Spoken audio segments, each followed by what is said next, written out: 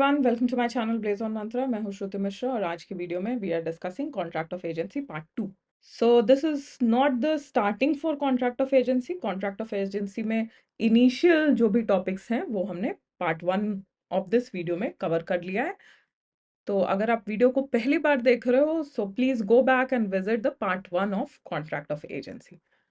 उसका लिंक आपको डिस्क्रिप्शन में मिल जाएगा, वीडियो के एंड में मिल जाएगा, कहीं पे भी आप उसको प्लेलिस्ट में जाकर ढूंढ सकते हो। Okay, so let's start. So first thing that we are discussing is duties of an agent. Agent को क्या क्या करना होता है being an agent. तो सेक्शन 211 सबसे पहले ये कहता है कि एजेंट की जो प्राइमरी ड्यूटी है, सबसे उसकी फोरमोस्ट और प्राइमरी ड्यूटी जो है वो है अपने प्रिंसिपल के बिजनेस को अच्छी तरीके से चलाना। प्रिंसिपल ने एजेंट को जिस काम के लिए अपॉइंट किया है उन सारी बातों को मानते हुए प्रिंसिपल के बिजनेस को अच्छे से चलाना। और किस तरह के वो डिसीजंस खुद से ले सकता है, जैसा कि उस बिजनेस को करने का या चलाने का custom. Now let's go back to sources of law. Sources of law में हमने डिस्कस किया है कि कस्टम जो है वो एक सोर्स ऑफ लॉ है, और मैंने आपको तब ये बताया भी था कि sale of goods act, contract act में आपको जहां बहुत जगह पे मिलेगा कि ये चीज जो है वो कस्टम के हिसाब से किया जा सकता है। लेकिन what custom are we talking about? तो आपको दिमाग में ये रखना है कि जो कॉन्ट्रैक्ट एक्ट है, सेल ऑफ गुड्स एक्ट है, ये इतने पुराने हैं कि उस टाइम पे इंडिया में किसी भी काम को करने के लिए कोई रिटन लॉ नहीं था। ठीक है, ब्रिटिशर्स के आने के पहले इंडिया में रिटन लेजिस्लेशंस नहीं होते थे, जैसे एक्ट अभी आप देखते हो वो नहीं होता था, लेकिन कुछ रूल्स एंड रेगुलेशंस थे, अनरिटन थे, कस्टम्स थे, प्रैक्टिसेस थे, जिसके अकॉर्डिंग हर काम को किया जाता था, या उसको हम कोड ऑफ कंडक्ट भी कह सकते हैं। एक ऐसा कोड ऑफ कंडक्ट जो कहीं लिखा हुआ नहीं था, बट उस काम को करने वाला हर व्यक्ति उसको फॉलो करता था।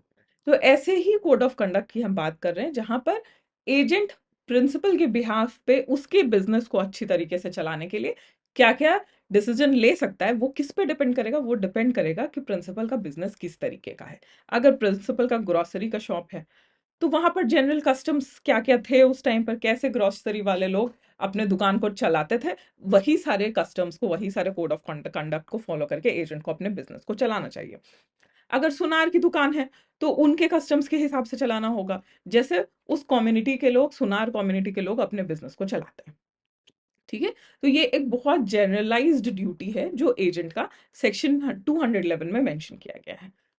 अब अगर एजेंट अपनी ड्यूटी को नहीं फॉलो करता है, उससे डिविएट करता है, तब क्या होगा? तो कोई भी अगर लॉसेस बेयर करना पड़ता है प्रिंसिपल को, क्योंकि जो एजेंट है उसने प्रॉपरली बिजनेस को नहीं चलाया, तो वो सारे लॉसेस कौन बेयर करेगा या उसका इंडेमनिफिकेशन कौन करेगा? एजेंट करेगा। एजेंट की वजह से लॉस हुआ है तो उस लॉस की भरपाई भी एजेंट करेगा।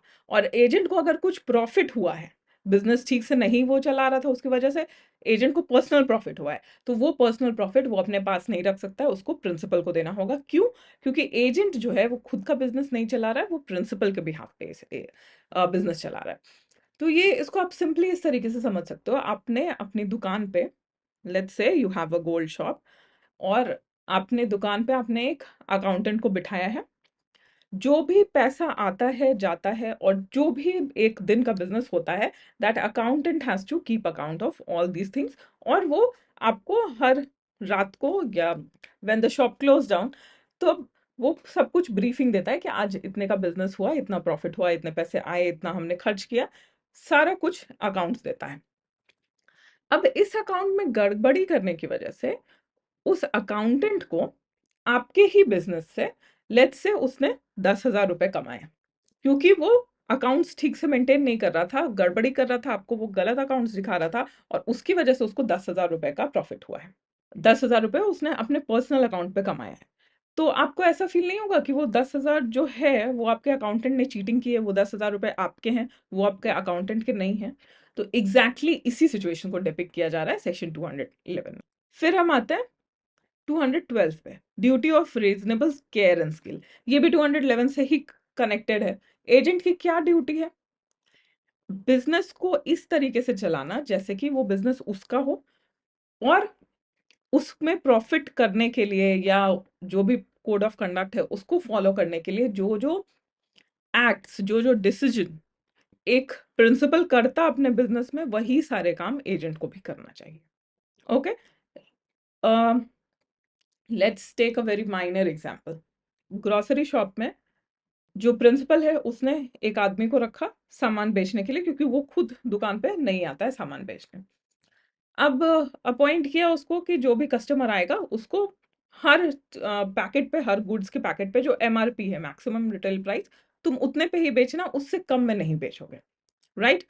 अब कोई भी शॉप ओनर अगर होता तो वो अपना लॉस तो नहीं करवाएगा, वो जो एमआरपी है एटलीस्ट उतने पे सामान को बेचेगा, हर गुड्स का जो मैक्सिमम रिटेल प्राइस होता है उसके पैकेट पे एटलीस्ट वो उतने पर बेचेगा।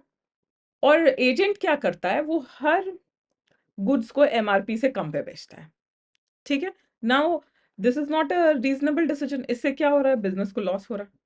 तो अगर एजेंट का वो खुद का बिजनेस होता, वो प्रिंसिपल के बिहाफ पे नहीं काम कर रहा होता, तब तो वो ऐसा नहीं करता, वो एमआरपी पे ही बेचता ताकि उसको प्रॉफिट हो। तो जिस तरीके से वो खुद के बिजनेस को प्रॉफिट करवाता, वही सारे स्किल्स, वही सारे डिसीजंस उसको प्रिंसिपल के बिजनेस में भी लगाना है, ताकि प्रिंसिपल का बिजनेस अच्छी तरीके से चल सके। So that is why section 211 and 212 are 12 is connected. Next जो ड्यूटी है 213 में, वो है प्रिंसिपल को प्रॉपर अकाउंट्स देना। ये भी एक कॉमन सेंस की बात है कि अगर आपने किसी को अपने बिहाफ में अपने बिजनेस को कंडक्ट करने के लिए, चलाने के लिए रखा है, तो वो प्रॉपर अकाउंट देगा, बिना उसमें कोई गड़बड़ी किए, बिना कुछ सब छुपाए। और 214 कहता है कि प्रिंसिपल के साथ में एजेंट की ड्यूटी है कि वो प्रॉपर कम्युनिकेशन करे, जो भी इंस्ट्रक्शन गाइडेंस जो प्रिंसिपल ने प्रोवाइड किया है उसको फॉलो करे, और उससे डिविएट करने की जरूरत है तो वो प्रॉपर परमिशन प्रिंसिपल से ले, और जहां पर भी जरूरी है वो प्रिंसिपल को इन्फॉर्म करे कि क्या सिचुएशन है, क्या डिसीजन लिया जा रहा है। हर सिचुएशन में जो प्रिंसिपल है उसको इन्फॉर्म्ड होना चाहिए, ताकि, क्योंकि वो बिजनेस किसका है, प्रिंसिपल का है, और एजेंट जो है उसको प्रिंसिपल के बिहाफ पे चला रहा है। सेक्शन 215 कहता है कि एजेंट को अपने अकाउंट पे डील नहीं करना चाहिए, जो मैंने अभी आपको बताया कि प्रिंसिपल के बिजनेस से एजेंट को अनस्क्रूपुलसली, मतलब घपला करके गलत तरीके से खुद का पर्सनल गेन नहीं करना है, और अगर वो करता भी है तो उसको वो प्रॉफिट प्रिंसिपल को देना पड़ेगा। Same is this duty not to make secret profits. Principal की बिजनेस की वजह से या प्रिंसिपल के बिजनेस को चलाने की वजह से एजेंट को कोई सीक्रेट प्रॉफिट ऐसा नहीं रखना है जो किसके बारे में वो प्रिंसिपल को इन्फॉर्म ना कर रहा हो। सब एजेंट और सब्स्टिट्यूटेड एजेंट में हमने देखा है कि किस तरीके से एजेंट की ड्यूटी है कि वो अपने काम को किसी और को सब एजेंट रखकर डेलीगेट नहीं कर सकता है। एक्सेप्शन इसका क्या है, अगर कस्टम जो भी बिजनेस है उसके कोड ऑफ कंडक्ट में, उसके कस्टम में ये अलाउड है कि एजेंट्स भी अपना सब एजेंट रख सकते हैं, तभी वो लीगली वैलिड होगा, नहीं तो वो अनलॉफुल है। और बिजनेस में 218 ये कहता है कि एजेंट को प्रिंसिपल का बिजनेस चलाने के दौरान जो भी प्रॉफिट मिला है, जो भी पैसा मिला है, वो सब कुछ प्रॉपरली उसे प्रिंसिपल को रिटर्न करना है, दे देना है with full details. Last but not the least, agent की ये ड्यूटी है कि एजेंट चूंकि प्रिंसिपल का बिजनेस चला रहा है, तो उसके पास बहुत सारे ऐसे इंफॉर्मेशन होंगे जो प्रिंसिपल के सीक्रेट इंफॉर्मेशन है या कॉन्फिडेंशियल इंफॉर्मेशन है, तो उन सारी चीजों को एजेंट प्रिंसिपल के अगेंस्ट नहीं यूज करेगा। Okay, let's see this example. S, an agent gains sensitive business information while representing T. S must not. ये बहुत generalized है. I'll give you a better example. So there is something known as trade secret. If you go into IPR, intellectual property laws अगर आप पढ़ते हो तो वहां पर एक टॉपिक आपको मिलेगा ट्रेड सीक्रेट। जैसे कोको कोला है, कोको कोला का क्या कंटेंट्स है, राइट? हाजमोला है, हाजमोला का क्या कंटेंट्स है, रू अफ़ज़ा है। ये सारे बिजनेसेस क्यों चल रहे हैं, क्यों उनको कोई कॉपी नहीं कर पाता है, या क्यों उनका कोई रिप्लेसमेंट नहीं बन पाया अभी तक मार्केट में? क्योंकि उनका जो फॉर्मूला है, जिस रेशियो में अलग अलग इंग्रेडिएंट्स को मिलाकर वो टेस्ट लाया जाता है, वो सिर्फ उस कंपनी को और उसके अंदर काम करने वाले कुछ इंप्लॉइज को, हर किसी को नहीं, कुछ इंप्लॉइज को ही पता है। सो लेट्स से कि कोको कोला का कोई एक एम्प्लॉय है जिसे कोको कोला का सीक्रेट फॉर्मूला पता है।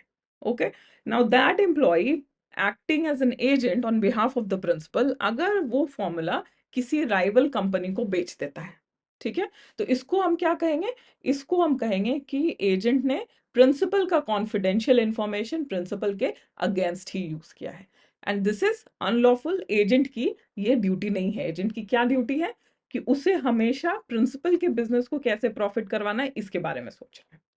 Okay, so I hope this would be clear to you now. ये सब जो हमने डिस्कस किया ये सब एजेंट की ड्यूटीज थी। नाउ लेट्स सी एजेंट के राइट्स क्या क्या है अगेंस्ट द प्रिंसिपल। सो 217 ये कहता है right to retain out sums received on principal's account. इसका क्या मतलब है, कब सम्स रिटेन कर सकता है एजेंट? प्रिंसिपल के बिजनेस को चलाने में एजेंट को जो पैसे मिले उससे वो अपने कमीशन के पैसे रख सकता है। अगर प्रिंसिपल उसको कमीशन नहीं पे कर रहा है, एजेंट का रेम्यूनरेशन क्या है? Agent is not paid salary. Okay, agent को सिर्फ और सिर्फ कमीशन मिलता है। तो जो अग्रीड कमीशन होगा प्रिंसिपल और एजेंट के कॉन्ट्रैक्ट में, उतना कमीशन अगर प्रिंसिपल टाइम टू टाइम नहीं पे कर रहा है एजेंट को according to the terms of the contract, तो एजेंट का राइट है कि जो उसको पैसे मिल रहे हैं बिजनेस कंडक्ट करने में, उसके हाथ में जो पैसे आ रहे हैं उसमें से वो अपने कमीशन के पैसे को रख सकता है। और जो उसने खर्च किया है बिजनेस को चलाने में, अगर वो पैसे भी प्रिंसिपल नहीं दे रहा है एजेंट को, तो ये दोनों पैसे जितना एग्जैक्ट अमाउंट है उतना ही सिर्फ एजेंट रख सकता है by his right under section 217। इसके बाद सेक्शन 219 कहता है कि कस्टम के हिसाब से अगर कोई रेम्यूनरेशन है किसी तरह का जो एजेंट को मिलना चाहिए उस बिजनेस में, तो वो मिलेगा एजेंट को, उसका राइट है एजेंट का, नहीं तो एजेंट को कमीशन मिलता है। ठीक है, अब इसका एक्सेप्शन क्या है? An agent engaged in misconduct forfeits remuneration for the affected business. Agent ने अगर कुछ घोटाला किया, कुछ गड़बड़ किया उस बिजनेस के अंदर, तो जितने एक्सटेंट का उसने लॉस करवाया है बिजनेस में, उतने एक्सटेंट तक उसका कमीशन प्रिंसिपल अपने पास रख लेगा और उसको नहीं देगा। अब राइट टू लियन कब है एजेंट के पास? Upon principal's property. Now what is lien? Please go back and check the video on bailment and pledge. ठीक है, वहां पर आपको लियन क्लियर हो जाएगा, पर्टिकुलर लियन, जनरल लियन, सारी चीजें हमने डिस्कस की हैं। तो एजेंट के पास कब राइट टू लियन आता है? प्रिंसिपल की प्रॉपर्टी के ऊपर।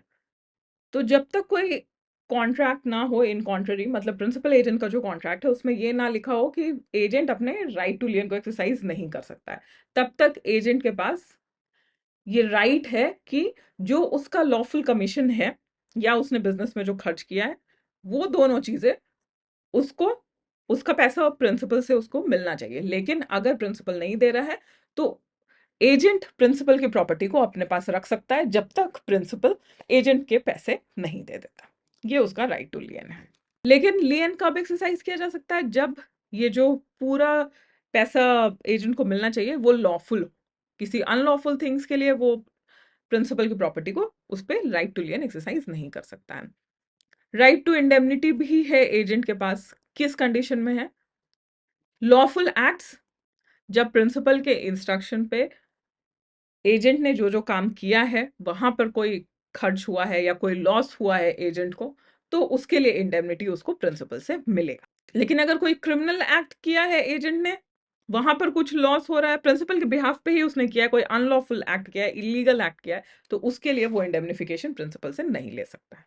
प्रिंसिपल के किसी रॉन्ग डिसीजन की वजह से, किसी लैक ऑफ स्किल की वजह से अगर एजेंट को कोई नुकसान होता है, कोई इंजुरी होती है, तो उसके लिए भरपाई कौन करेगा? प्रिंसिपल करेगा।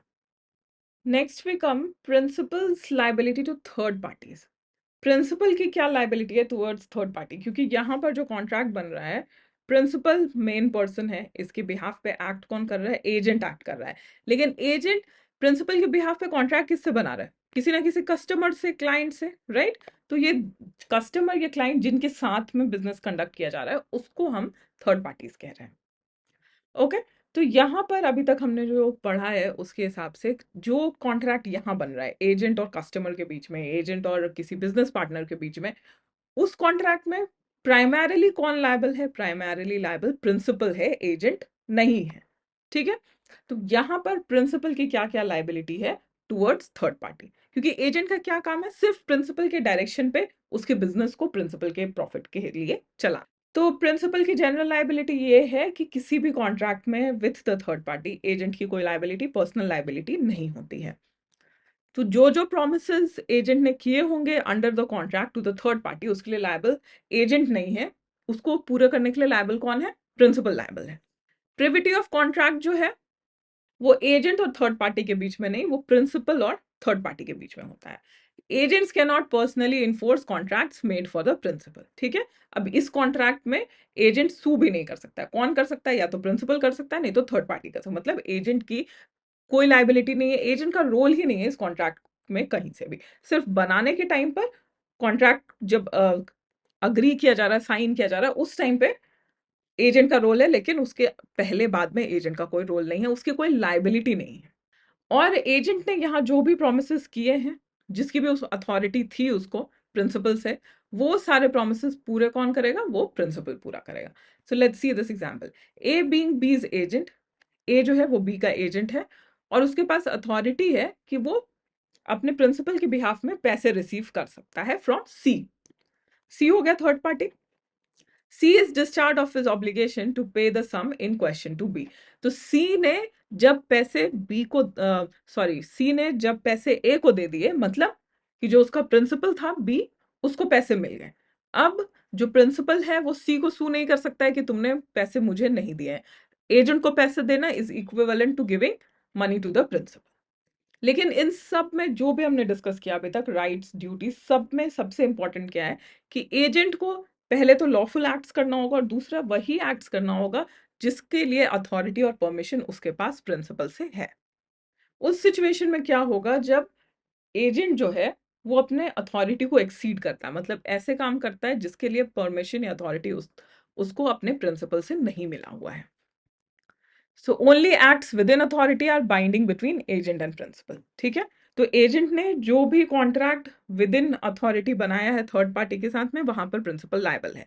अब एजेंट ने कोई ऐसा कॉन्ट्रैक्ट बनाया जिसके लिए उसके पास अथॉरिटी नहीं थी, तो वहां पर क्या होगा? वहां पर principal not bound if excess is inseparable from authorised actions.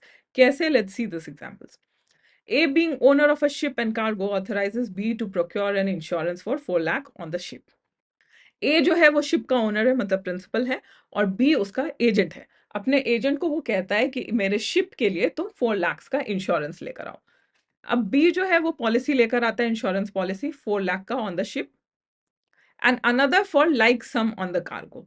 अब शिप के लिए वो 4 लाख की पॉलिसी अलग से लेता है, कार्गो के लिए, उस पे जो सामान है शिप पे, उसके लिए अलग से पॉलिसी लेता है। ए इज बाउंड टू पे the premium of the policy on the ship, ठीक है। तो अब इस कॉन्ट्रैक्ट में जो प्रिंसिपल है उसने अथॉरिटी क्या दिया था अपने एजेंट को कि मेरे शिप के लिए तुम इंश्योरेंस लेकर आओ। कार्गो के लिए इंश्योरेंस लाने के लिए प्रिंसिपल ने नहीं बोला था, बट फिर भी एजेंट लेकर आ जाता है। तो वहां पर प्रीमियम पे करने के लिए जो प्रिंसिपल है वो किस कॉन्ट्रैक्ट में बाउंड है? सिर्फ शिप का जो इंश्योरेंस पॉलिसी है उसके लिए बाउंड है, कार्गो के इंश्योरेंस पॉलिसी के लिए बाउंड नहीं है। क्यों? क्योंकि प्रिंस जो एजेंट है उसने अथॉरिटी के बियॉन्ड जाकर काम किया है, जो उसको नहीं बोला गया था वो काम उसने किया है। तो वहां पर प्रिंसिपल की लायबिलिटी नहीं होगी, वहां पर एजेंट पर्सनली लायबल होगा। नेक्स्ट है A authorises B to buy 500 sheep for him. A principal है, बी एजेंट है। ए अपने एजेंट को कहता है बी को कि मेरे लिए 500 शीप खरीद कर लाओ। Now this is not ship, this is sheep, जो एनिमल शीप होता है, भेड़। B buys 500 sheep. अब एजेंट क्या करता है? 500 शीप खरीदता है और उसके 200 बच्चे भी खरीद कर लाता है, लैम्स भी खरीद कर लाता है, for the sum of 6 lakh. Total कितना अमाउंट होता है? 6 लाख का होता है। अब ए बीइंग द प्रिंसिपल, उसके पास ये अथॉरिटी है कि ये पूरे कॉन्ट्रैक्ट को कैंसिल कर दे। क्यों? क्योंकि उसने सिर्फ 500 शीप खरीद कर लाने को बोला था, लैम्स 200 खरीद कर लाने को नहीं बोला था। तो ये सिचुएशन है जब एजेंट ऐसे काम करता है जिसकी अथॉरिटी प्रिंसिपल ने उसको नहीं दी है। नेक्स्ट है section 237, liability for unauthorised acts. ऐसे एक्ट्स जो प्रिंसिपल ने, जिसकी अथॉरिटी दी ही नहीं है। अब अभी जो हमने देखा था उसमें क्या था? प्रिंसिपल ने पार्ट अथॉरिटी दिया था, शिप पे इंश्योरेंस पॉलिसी लाने को कहा था प्रिंसिपल, सामान पर एजेंट सामान पर भी इंश्योरेंस पॉलिसी लेकर आ गया। प्रिंसिपल ने सिर्फ शीप खरीदने को कहा था, एजेंट जो है वो शीप के साथ उसके बच्चे भी खरीद कर लेकर आ गए। तो ये एक्सीडिंग अथॉरिटी है। अब हम बात कर रहे हैं जहां पर एजेंट अनऑथराइज्ड एक्ट, ऐसे एक्ट जिसकी अथॉरिटी दी ही नहीं गई थी, वो करता है। Principal bound if agent without authority acts और incurs obligations. Condition principal must have induced belief in agent's authority. ये कैसे काम करता है, let's see. A consign goods to B for sale. A जो है वो प्रिंसिपल है और अपने एजेंट बी को कुछ गुड्स देता है बेचने के लिए, और उसको इंस्ट्रक्शन देता है कि तुम जो फिक्स्ड प्राइस है, let's call it MRP, MRP के नीचे इसको नहीं बेचोगे।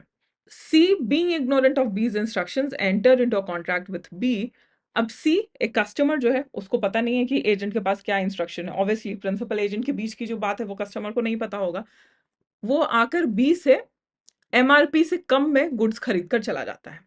अब यहां पर ए जो है वो थर्ड पार्टी, ए जो है वो सी के तरफ बाउंड होगा। क्यों? क्योंकि उसके एजेंट ने ये काम किया है, और एजेंट और प्रिंसिपल के बीच में क्या बात हुई है, एजेंट को क्या इंस्ट्रक्शन मिला है, वो ऑब्वियसली कस्टमर को पता नहीं हो सकता है। ओके, सो इस कंडीशन में प्रिंसिपल जो है वो एजेंट का जो भी अनऑथराइज्ड एक्ट भी है अगर, तो उसके लिए बाउंड होगा towards the third party. Understood? यही डिफरेंस 227 और 237 के बीच में है। Principal's liability to third parties. अब प्रिंसिपल के और क्या क्या लाइबिलिटीज है टुवर्ड्स थर्ड पार्टीज। सेक्शन 229 कहता है नोटिस और information obtained by agent during business has legal consequences, same effect as if it's given or obtained by principal. ये सिंपल कॉमन सेंस है। अगर कोई इंफॉर्मेशन कस्टमर या क्लाइंट या बिजनेस पार्टनर प्रिंसिपल को देना चाहता है और वो इंफॉर्मेशन या नोटिस उसने एजेंट को दे दिया, तो इट इज इक्विवेलेंट कि वो प्रिंसिपल को मिल चुका है। प्रिंसिपल ये क्लेम नहीं कर सकता है कि मुझे इसके बारे में नहीं पता था। सो लेट्स से एजेंट ने किसी बिजनेस पार्टनर को अभी पेमेंट नहीं किया है, जिससे वो सामान खरीदता है बिजनेस को चलाने के लिए, उसके पेमेंट उसने नहीं किया है। और जो बिजनेस पार्टनर है वो प्रिंसिपल को नोटिस देना चाहता है कि अगर इतने दिनों के विद इन मुझे पैसे नहीं मिले तो I am going to sue you. अब ये नोटिस अगर एजेंट को दे दिया गया है, बिजनेस पार्टनर ने ये नोटिस प्रिंसिपल की जगह अगर एजेंट को दे दिया गया, तो इट इज इक्विवेलेंट कि प्रिंसिपल को ये बात पता चल चुकी है कि अगर पैसे उस बिजनेस पार्टनर को टाइम पे नहीं मिले अपने, तो वो उस बिजनेस को सू करेगा। ओके, ये सेम है जिस तरीके से अगर पैसे एजेंट को दे दिए गए, मतलब प्रिंसिपल को अपने बिजनेस में पैसे मिल चुके हैं। अब कोई टॉशियस लाइबिलिटी, फ्रॉड, मिसरिप्रेजेंटेशन या किसी तरह के टॉशियस लाइबिलिटी, मतलब हम लोग सिविल लाइबिलिटी की बात कर रहे हैं, यहाँ पर क्रिमिनल लाइबिलिटी की बात नहीं कर रहे हैं।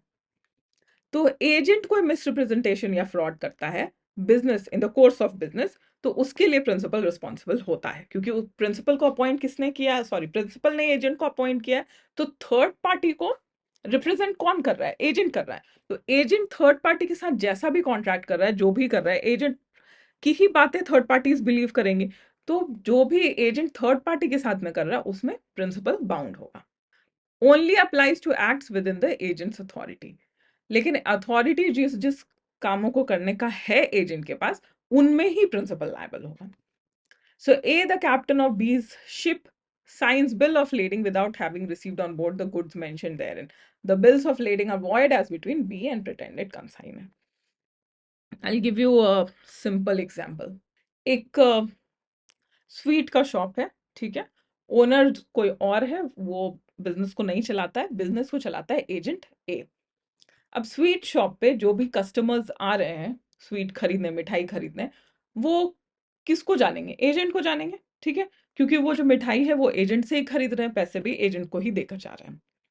अब इसमें क्या होता है, एक कस्टमर आता है और ये बहुत huge quantity, let's say 50 kgs एक मिठाई का ऑर्डर देकर जाता है एजेंट को। अब एजेंट क्या करता है, जिस क्वालिटी की मिठाई जनरली शॉप पे मिलती है, उतने बेस्ट क्वालिटी का मिठाई वो 50 kgs में नहीं देता है, क्वालिटी कम कर देता है, खराब इंग्रेडिएंट्स यूज करता है ताकि वो पैसे बचा सके। अब ये क्या है, ये फ्रॉड है, काइंड ऑफ फ्रॉड है ये। जो क्वालिटी दुकान में मिलती है वो क्वालिटी 50 kgs जो ऑर्डर मिला है उसमें नहीं दिया जा रहा है। तो इस तरह के कामों में, क्योंकि एजेंट के पास अथॉरिटी है दुकान को चलाने का और मिठाई को बेचने का, कस्टमर से ऑर्डर लेने का, ऑर्डर को पूरा करने का, तो यहाँ पर एजेंट के पास अथॉरिटी है इस ऑर्डर को लेकर, 50 kg के ऑर्डर को लेकर उसको पूरा करने का।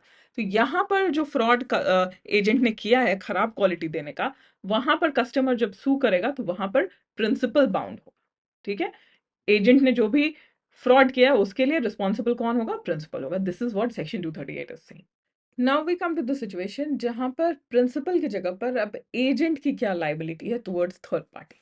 एजेंट ही कॉन्ट्रैक्ट बना रहा है थर्ड पार्टी के साथ में, लेकिन प्रिंसिपल के बिहाफ में बना रहा है। तो अभी तक हमने देखा कि किन किन सिचुएशन में प्रिंसिपल लायबल होगा टू द थर्ड पार्टी। अब जो हम देख रहे हैं किस सिचुएशन में प्रिंसिपल की जगह पे एजेंट की लायबिलिटी हो जाएगी।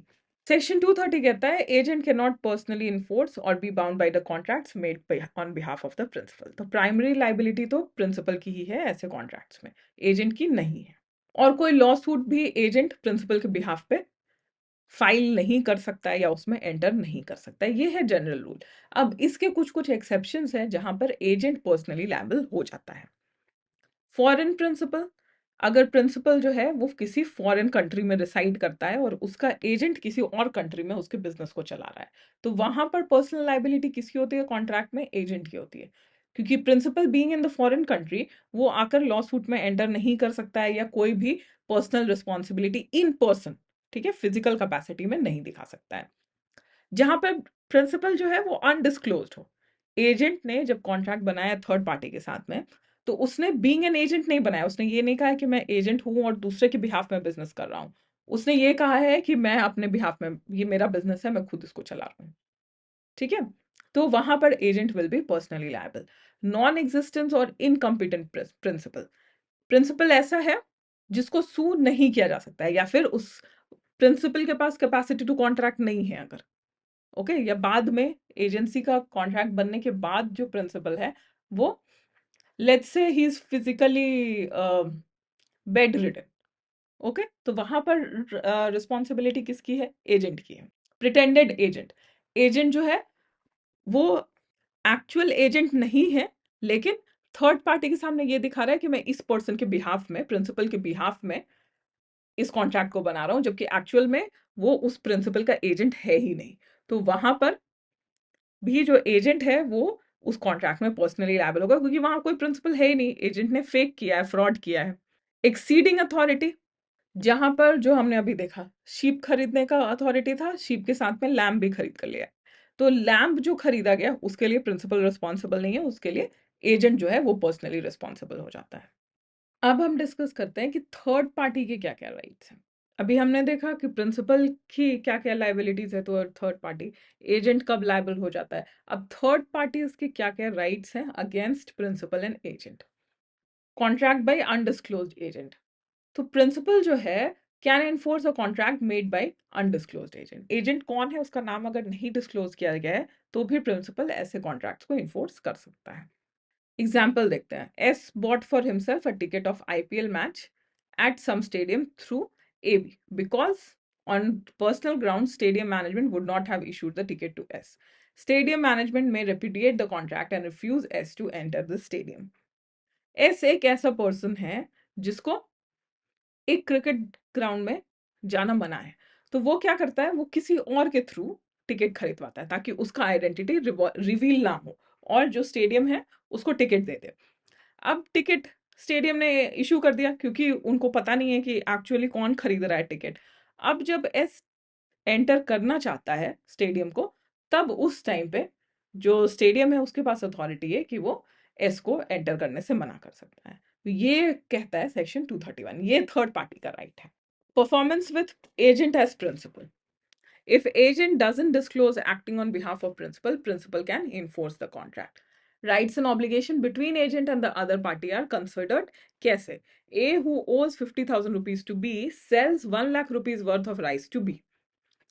A ने B से 50,000 का उधार लिया था और अब वो 1 लाख रुपीस का राइस बी को बेचता है, ठीक है। A is acting as an agent for C. अब ये राइस किसका था? ये सी का था, लेकिन बी को कोई नॉलेज नहीं है और कोई ऐसा ग्राउंड भी नहीं है जिससे बी जान सके कि ए जो राइस बेच रहा है वो ए का खुद का नहीं है, वो सी के बिहाफ में बेच रहा है। C cannot compel B to take the rice without allowing him to set off A's debt. अब ऐसे सिचुएशन में जब C ने पहले ही डिस्क्लोज नहीं किया था कि A मेरा एजेंट है और इसलिए तुम्हारे साथ में बिजनेस कर रहा है, तो वैसे सिचुएशन में B क्या करेगा? B तो रीजनेबली यही सोचेगा कि A ने मुझसे 50,000 का लोन लिया था और अब मुझे वो 1 लाख का राइस दे रहा, मतलब हमारे 50,000 का जो उधार था वो पूरा हो गया। तो सी जो है वो ए को कंपेल नहीं कर सकता है कि तुम बिना अपना उधार चुकाए मुझे पूरा का पूरा 1 लाख ला कर दो। जब थर्ड पार्टी के साथ में कुछ रॉन्ग होता है कॉन्ट्रैक्ट में, तो वो किसको सू करेगा, एजेंट को या प्रिंसिपल को? तो ये डिस्कस किया गया सेक्शन 233 और 234 में। तो राइट टू सू एजेंट कब आता है? Person dealing with personally liable agent can sue either the agent or the principal. ठीक है, जहां पर एजेंट की पर्सनल लायबिलिटी है वहां पर थर्ड पार्टी किसको सू करेगा? एजेंट या प्रिंसिपल, किसी को भी कर सकता है। Belief induced liability, if a person induces the agent or person to believe only one party will be liable, they cannot later hold the other party liable. जहां पर कॉन्ट्रैक्ट बनाने के टाइम पर एक पार्टी ने ये कहा था कि हाँ कुछ भी होगा मैं प्रिंसिपल को ही सू करूंगा, तो बाद में वो एजेंट को सू नहीं कर सकता है। या उसने कहा था कि ठीक है इस कॉन्ट्रैक्ट में जो भी प्रॉब्लम आएगा मुझे, मैं एजेंट को सू करूंगा, प्रिंसिपल को सू नहीं करूंगा, तो बाद में वो प्रिंसिपल को सू नहीं कर सकता है। A enters into a contract with B to sell him 100 bales of cotton and afterwards discovers that B was acting as agent for C. ठीक है, A और B का कॉन्ट्रैक्ट है कॉटन बेचने का, लेकिन बाद में क्या पता चलता है कि B जो है वो C का एजेंट है। A में सू इधर B और C, कॉटन का प्राइस अगर उसे नहीं मिल रहा है तो वो जब उसे पता चलता है कि B जो है वो C का एजेंट है, तो वो प्रिंसिपल C को भी सू कर सकता है, एजेंट B को भी सू कर सकता है। अब हम लास्ट टॉपिक पे आते हैं कि किन किन सिचुएशन में जो कॉन्ट्रैक्ट ऑफ एजेंसी है वो टर्मिनेट हो जाता है। टर्मिनेट हो जाता है मतलब खत्म हो जाता है। तो मोड्स ऑफ टर्मिनेशन पहले क्या क्या है? रिवोकेशन बाय प्रिंसिपल, प्रिंसिपल ने खुद एजेंसी का जो अथॉरिटी था, एजेंट का अथॉरिटी था, उसको वापस ले लिया। ओके, और जो भी पैसे जो एजेंट के बनते हैं, उसका जो लॉफुल कमीशन बनता है, वो सब प्रिंसिपल को एजेंट को दे देना चाहिए रिवोकेशन के बाद, अकॉर्डिंग टू सेक्शन 205। और notice required for justified revocation to avoid compensation. और अगर कॉम्पेंसेशन नहीं देना चाहता है, बीच में रिवोकेशन लेने की वजह से अगर एजेंट को कोई नुकसान होता है, तो उसकी भरपाई प्रिंसिपल करेगा। लेकिन अगर ऐसा प्रिंसिपल नहीं चाहता है, तो पहले एजेंसी खत्म करने के पहले प्रिंसिपल को एक नोटिस देना चाहिए एजेंट को कि मैं इतने दिनों के बाद तुमको अपना एजेंट नहीं रखना चाहता हूँ। नेक्स्ट तरीका क्या है? रिनंसिएशन बाय एजेंट, जहां पर एजेंट खुद एजेंसी छोड़कर जाना चाहता है। तो वहां पर एजेंसी बीच में छोड़ने की वजह से प्रिंसिपल को अगर कोई नुकसान हो रहा है तो उसकी भरपाई एजेंट करेगा, और वहां पर भी एजेंट को एक रीजनेबल नोटिस देना चाहिए प्रिंसिपल को कि मैं इतने दिनों के बाद इस एजेंसी को छोड़कर जा रहा हूँ। रिवोकेशन एंड रिनंसिएशन में भी एक्सप्रेस्ड और इम्प्लाइड, ये तो कॉमन सेंस है। कॉन्ट्रैक्ट है तो एक्सप्रेस और इम्प्लाइड दोनों हो सकता है। और किन किन तरीकों से जो एजेंसी है वो टर्मिनेट होता है? बिजनेस कंप्लीट हो गया, जिस चीज के लिए एजेंट को अपॉइंट किया गया था वो बिजनेस, अब वो काम कंप्लीट हो गया, तो ऑब्वियसली एजेंसी का जो कॉन्ट्रैक्ट है वो खुद ब खुद कंप्लीट हो जाएगा। डेथ एंड इंसैनिटी और इंसॉल्वेंसी, एजेंट या प्रिंसिपल, कोई किसी की भी डेथ हो जाती है, दोनों में से कोई अगर इंसेन हो जाता है या अनसाउंड माइंड का हो जाता है या फिर बैंकरप्ट हो जाता है, जिसको हम इंसॉल्वेंसी कहते हैं, तो इन सारे कंडीशंस में जो कॉन्ट्रैक्ट ऑफ एजेंसी है वो टर्मिनेट हो जाता है। किसी फिक्स्ड टाइम पीरियड के लिए अगर एजेंसी का कॉन्ट्रैक्ट बनाया गया था, तो वो टाइम पीरियड जब आ जाता है तो एजेंसी खत्म हो जाता है। इररिवोकेबल एजेंसी है एक, सेक्शन 202, ये कहता है when the agent is personally interested in agency subject matter, agency becomes irrevocable. Agent जो है, लेट्स से उसको एक प्रॉपर्टी को बेचने के लिए अपॉइंट किया गया था। अब बाद में उस प्रॉपर्टी में से कुछ हिस्सा एजेंट भी खरीद लेता है। ठीक है, उस प्रॉपर्टी का कुछ एक छोटा सा पोर्शन एजेंट भी खरीद लेता है। अब वो उस प्रॉपर्टी को बेचने में पर्सनली इंटरेस्टेड हो गया, तो अब ये जो एजेंसी का जो कॉन्ट्रैक्ट है वो इररिवोकेबल हो जाएगा। ना प्रिंसिपल उसको एंड कर सकता है बीच में, ना एजेंट उसको बीच में एंड कर सकता है। सेक्शन 200 के हिसाब से इफेक्ट क्या है टर्मिनेशन का? Termination take effects as known to the agent and third person. ठीक है, तो थर्ड पर्सन के सामने भी एजेंट जो है वो एक बार जब एजेंसी का कॉन्ट्रैक्ट टर्मिनेट हो गया, तो वो थर्ड पर्सन के साथ में फिर से बीइंग द सेम एजेंट या सेम रिप्रेजेंटेशन देके कि मैं इस पर्सन के बिहाफ में बिजनेस कर रहा हूँ, थर्ड पर्सन के साथ में कॉन्ट्रैक्ट नहीं कर सकता है। एजेंट की ड्यूटी क्या है अपॉन टर्मिनेशन? तो अगर प्रिंसिपल के डेथ या इंसैनिटी की वजह से कॉन्ट्रैक्ट टर्मिनेट हो रहा है, तो एजेंट को हमेशा प्रिंसिपल के इंटरेस्ट का, मतलब कभी भी प्रिंसिपल को नुकसान पहुंचाने वाला काम नहीं करना चाहिए। सब एजेंट की अथॉरिटी कब टर्मिनेट होती है? Termination of sub agents authority lead to termination of all sub agents authority. मतलब एजेंट ने सब एजेंट अपॉइंट किया है लॉफुल तरीके से, ठीक है, जहां जहां पर अलाउड है वहां पर, तब अगर एजेंट को टर्मिनेट कर दिया गया या एजेंट के साथ कॉन्ट्रैक्ट ऑफ एजेंसी खत्म हो गया, तो बाकी एजेंट्स, अब जो सब एजेंट्स बने थे, उनका अथॉरिटी ऑटोमेटिकली खत्म हो जाता है। ओके, तो आई होप आज का जो क्लास था वो आपको अच्छे से समझ आया होगा। कोई भी डाउट्स या क्वेरीज है तो you can go through the procedure, जो कि आपको पता है कि कैसे क्वेश्चंस को पूछना है। इन वीडियोस को अपने फ्रेंड्स के साथ में ज़्यादा से ज़्यादा शेयर करिए, so that many people can get benefit out of it. Do not forget to like, share and subscribe, और मिलते हैं नेक्स्ट वीडियो में। Thank you so much.